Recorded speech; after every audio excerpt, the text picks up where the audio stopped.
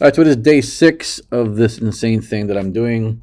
Today is going to be a very, very short update because I'm still on the building of the premium product phase.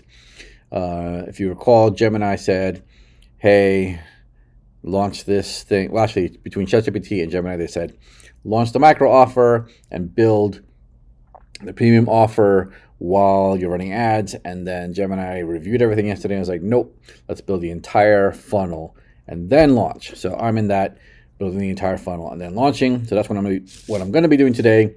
So there's no need for me to really just show you the screen while I'm recording a bunch of prompting.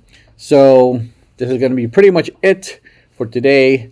Tomorrow will be a much more involved day because I expect to finish a premium product today. Let's hope. So I'm just going to be prompting today and going through Notion hell, even though I've actually gotten kind of good at Notion thanks to Gemini. So peace out. I'll see you tomorrow. Have a happy Saturday. Bye.